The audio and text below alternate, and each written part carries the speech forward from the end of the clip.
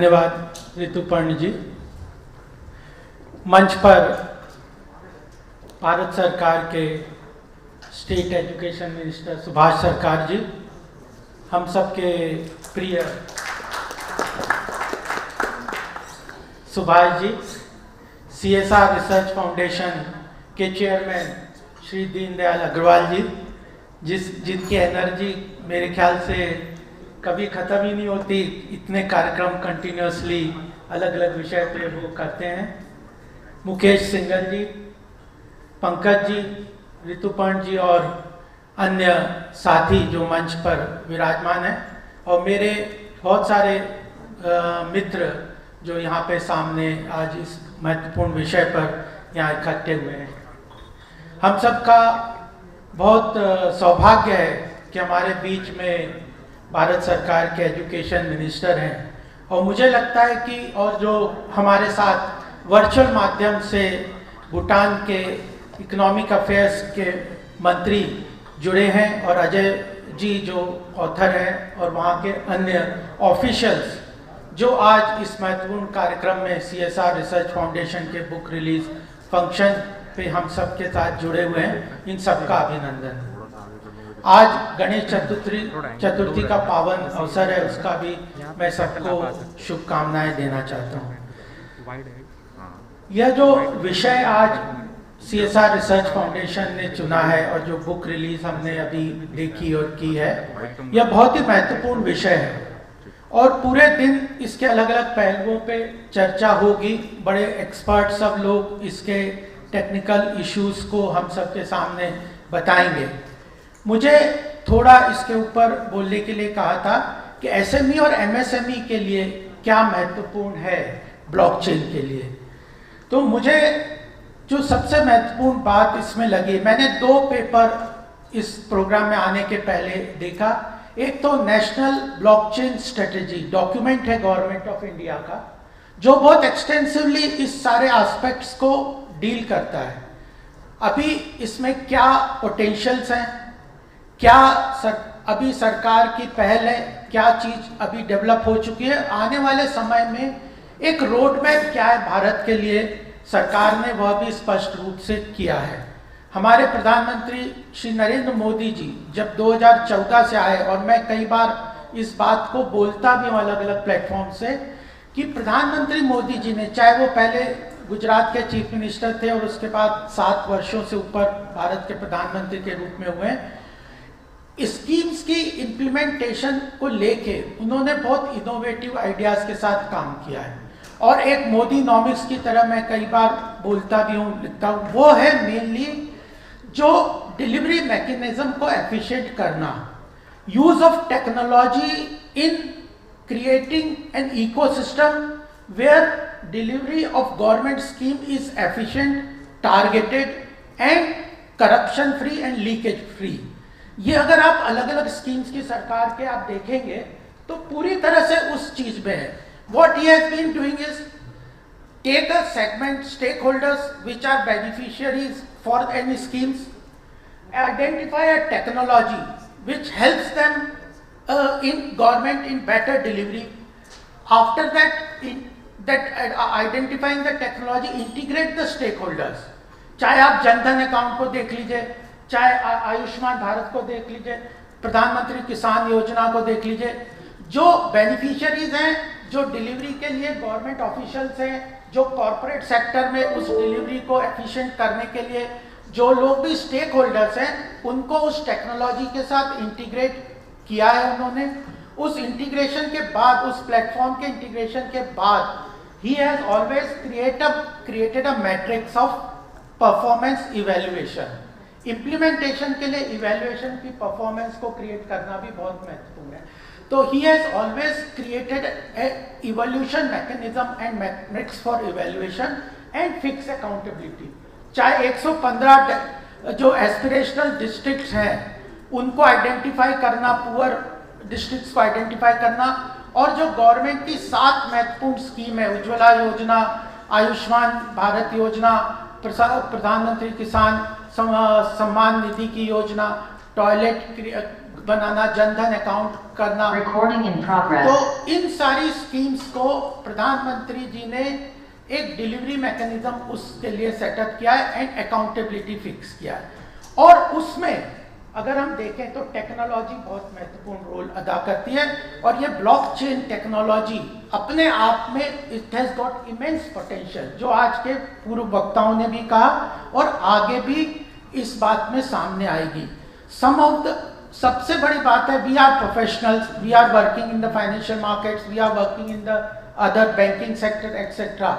We have seen the immense potential which this blockchain technology creates.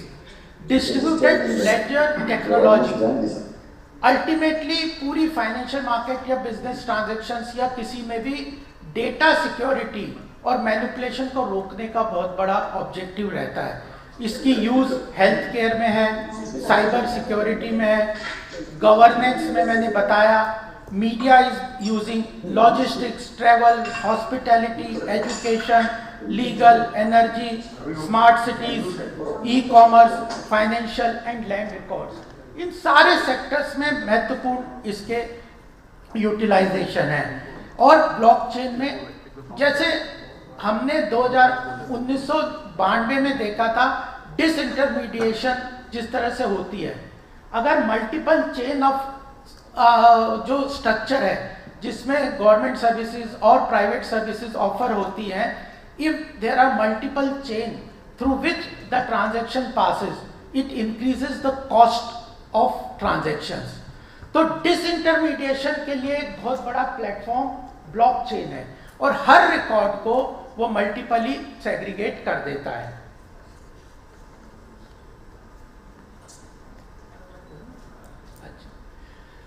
I have been informed the Honorable Minister of Bhutan, Shri Loknath Sharma ji, Economic Affairs Minister, has to go for his some other important engagement, and we thank you, sir, for giving us valuable time on this important issues. Bhutan के बारे में जितना बोले हमने बहुत सुना है, मैं एक बार थिम्पू भी गया हूँ। It is a country to be visited and enjoyed and lived happiness. Happiness index Bhutan ने पहली बार डेवलप किया है, जो आज वर्ल्ड में एक्सेप्ट किया जा रहा है। तो हम आपने अपना बहुमूल्य समय you have spared for us. We thank from CSR Foundation and from all the people in India. Thank you very much, sir, for releasing this book. Thank you. तो जैसे मैं आगे बता रहा था कि इसमें सबसे महत्वपूर्ण बात यह है कि डिसइंटरमीडिएशन के लिए बहुत बड़ा मैकेनिज्म है।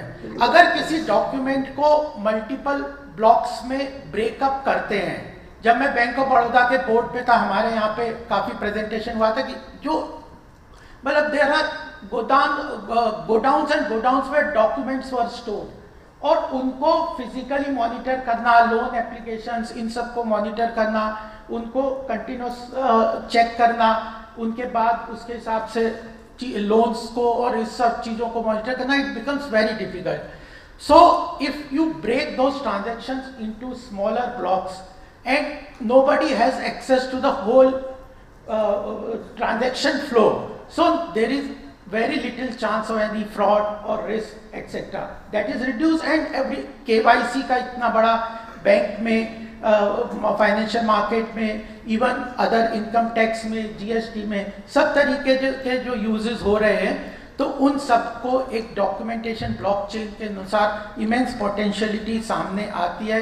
डिसइंटरमीडिएशन से कॉस्ट कम होती है, और इन प्रॉपर्टी रिकॉर्ड्स में तो मैं चाइना गया 2-3 बार, और मैं कहा कि चाइना ने काफ़ी यूज़ किया है इस ब्लॉकचेन टेक्नोलॉजी को।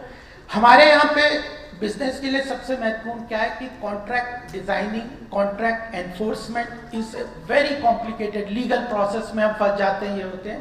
तो ब्लॉकचेन टेक्नोलॉजी कॉन्ट्रैक्ट को एफिशिएंट, स्मार्ट कॉन्ट्रैक्ट को काफ़ी एफिशिएंटली इम्प्लीमेंट करती है। इसको हम जितना यूज़ करेंगे, कॉन्ट्रैक्ट एनफोर्समेंट अपने आप में बहुत महत्वपूर्ण हो जाएगा, और उसके साथ ही जब कॉन्ट्रैक्ट एनफोर्समेंट हो जाएगा तो लीगल कॉस्ट कम होती है। तो यह सारी चीज़ें हमारे सामने आती है। सीमलेस एक्सचेंज ऑफ इंफॉर्मेशन है, सिक्योर्ड इंफॉर्मेशन है, एंड एक OECD की भी रिपोर्ट में पढ़ रहा था उसने कहा है कि आने वाले 2030 तक 30% of the global customer base will through either KYC, know your client, or any other information history of their credit history, etc., will be based on will be shifting to blockchain technology.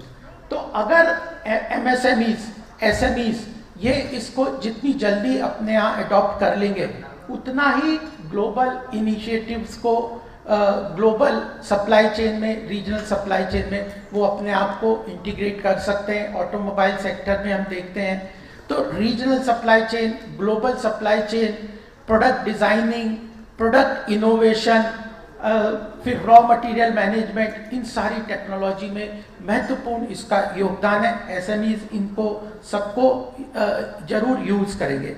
Bharat में जो structure है अभी ये जो बनाया हुआ है currently जो गवर्नमेंट ने, वह मिनिस्ट्री ऑफ मैथी, ministry of electronic and information technology, यह इसकी नोडल एजेंसी है। उसके अंदर सेंटर फॉर एक्सीलेंस एक काम करते हैं, नीति आयोग इसमें काम कर रहे हैं। मैं कह रहा हूँ कि पूरा इंफ्रास्ट्रक्चर सरकार ने तैयार कर दिया, इस टेक्नोलॉजी को कैसे आगे बढ़ाना है, लोगों को यूज करना है। CDEC है जो कई तरह के हमने इसके यूज भी देखे होंगे, डिजिटल सिग्नेचर आजकल सब यूज करते हैं, E-साइन है।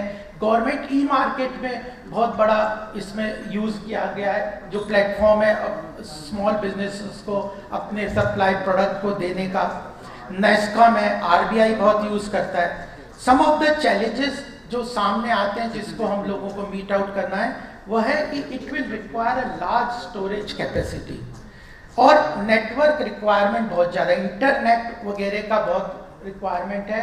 तो उसका पेनिट्रेशन हमें देखना है, उसकी कॉस्ट को देखना है, प्रोसेसिंग एंड हार्डवेयर, सही टेक्नोलॉजी। अगर हम इनिशियली नई कोई टेक्नोलॉजी को यूज करते हैं तो इनिशियली हमें प्रॉपरली सही टेक्नोलॉजी का आइडेंटिफिकेशन बहुत ज़रूरी है, हार्डवेयर का आइडेंटिफिकेशन जरूरी है, क्योंकि यह एक बार ये चेंज शुरू हो गई तो उसके बाद बीच में उसको बदलना या चेंज करना किसी चीज़ को बहुत मुश्किल हो जाएगा। तो इनिशियली प्रॉपर अंडरस्टैंडिंग के साथ जो टेक्निकल एक्सपर्ट है उनके साथ डिस्कस करके हमें यूज़ करना चाहिए। और एक लास्ट बात मैं ये कहना चाहता हूँ कि अवेयरनेस एंड स्किल सेट यह बहुत ज़रूरी है। आज हमारे बीच मुख्य अतिथि के रूप में डॉक्टर सुभाष सरकार हैं और इसमें सबसे महत्वपूर्ण बात मुझे लगती है सर कि ब्लॉकचेन टेक्नोलॉजी में अवेयरनेस क्रिएट करना बहुत ज़रूरी है और अवेयरनेस के साथ स्किल डेवलपमेंट बहुत ज़रूरी है। बहुत सारी चीज़ों में हम देखते हैं नई नई टेक्नोलॉजी, बड़े बड़े चीज़ों में अगर अनएम्प्लॉयमेंट या जॉब क्रिएशन अगर देश को ध्यान में रखना है तो right kind of skill sets हमें डेवलप करते हैं एजुकेशन सिस्टम्स में। अदरवाइज बहुत सारे प्रोफेशनल्स, बिजनेस कम्युनिटी के यहाँ लोग हैं, इंडस्ट्रीज भी यहाँ लोग हैं, हम देखते हैं कि right person to implement any work और etcetera is not available, who has the right skill. तो एजुकेशन में, स्किल डेवलपमेंट में इसमें बहुत बड़ा काम मुझे लगता है कि यह एजुकेशन मिनिस्ट्री का बहुत बड़ा रोल है कि एजुकेशन के टाइम पे right skilling of this technology with not only go for this traditional work of like accounting etc, but they should use this technology इसके development skill sets को development करने के लिए modules, diplomas, advanced educations, इस तरह की चीज़ें भी हम इंटीग्रेट कर सकते हैं। स्वयं बहुत अच्छा इनिशिएटिव है एजुकेशन मिनिस्ट्री का जो ऑनलाइन कोर्सेज हैं छोटे छोटे कैप्सूल्स के, मैंने भी एक दो किए हैं, मुझे बड़े अच्छे लगे कि घर में बैठ के आप इकोनॉमी बेस्ड कई चीज़ें इंफॉर्मेशन कर सकते हैं। एमएसएमई के लिए कुछ बातें मैं जब फ्लैग ऑफ कर दूंगा वह है फाइनेंशियल हिस्ट्री बहुत एफिशिएंट और ट्रांसपेरेंट वे में और फ्रॉड से अलग क्रिएट होती है। फाइनेंशियल किसी भी एमएसएमई की फाइनेंसिंग के लिए या डेवलपमेंट और ग्रोथ के लिए उसको financial efficient financial history create करनी बहुत ज़रूरी है। क्रेडिट रेटिंग के लिए प्रोडक्शन मैनेजमेंट इंपॉर्टेंट है, सप्लाई चेन इंटीग्रेशन है, बिलिंग ऑथेंटिकेशन, अगर बिल डिस्काउंटिंग का ट्रीट्स का प्लेटफॉर्म है, सरकार का इतना अच्छा टेक्नोलॉजी बेस्ड प्लेटफॉर्म है वेयर बिल डिस्काउंटिंग थोड़ा एफिशिएंटली होता है नेशनल स्टॉक एक्सचेंज का, बैंक्स का मिलके, तो उसके लिए बिलिंग ऑथेंटिकेशन सबसे महत्वपूर्ण है, इसमें वह बहुत आसानी हो जाती है। जीएसटी के अंदर इसके एप्लीकेशन है, इनपुट टैक्स क्रेडिट को फास्ट ट्रैक कर लेगा, असेसमेंट में महत्वपूर्ण रोल है, इनोवेशन, और जैसा अभी पंकज जी ने बताया कि आर्टिफिशियल इंटेलिजेंस और डेटा माइनिंग का ये एडवांस यूज करता है। Blockchain is not only data mining only, कुछ लोगों को लगता है कि केवल डेटा स्टोरेज का बात है, but it is a breaking of the transaction into small blocks and then linking it in a serious manner where all information is not stored at 1%, so frauds इसके बच जाते हैं। कॉस्ट तो involve है, virtual currency की बात आ रही है, केवाईसी है, डिजिटल सिग्नेचर है, यह सारी चीज़ें, ई वॉलेट सरकार ने लगाया, नेगोशिएबल इंस्ट्रूमेंट्स में बहुत सारी चीज़ें इसके अंदर इंटीग्रेट करते हैं। बिजनेस एक्सेलरेशन और एफिशिएंसी, ओईसीडी के पेपर में 3-4 चीज़ें उन्होंने महत्वपूर्ण इसके लिए पॉइंट आउट किए फॉर एसएमई के लिए। रिड्यूस ट्रांजैक्शन कॉस्ट बहुत है, बिजनेस एक्सेलरेशन एंड एफिशिएंसी बढ़ाता है, रिड्यूस फ्रॉड्स एंड रिस्क बढ़ाता है, and new business models develop करने के लिए स्टार्टअप इकोसिस्टम इनोवेशन को ये प्रमोट करता है। तो यह सारी चीज़ें जो बिजनेस को प्रॉफिटेबल बनाएगी, एफिशिएंट बनाएगी, और मुझे लगता है आज के इस प्रोग्राम्स में, पूरे दिन के सेमिनार में हमें बहुत सारी चीज़ें सीखने को और समझने को मिलेगी। मैं दीनदयाल जी का और CSR रिसर्च फाउंडेशन और ऑर्गेनाइजर का आभार प्रकट करता हूँ कि मुझे यहाँ बोलने का और पढ़ने का और समझने का मौका दिया, और पुनः सुभाष जी और हमारे मंत्री साहब को का अभिनंदन करता हूँ।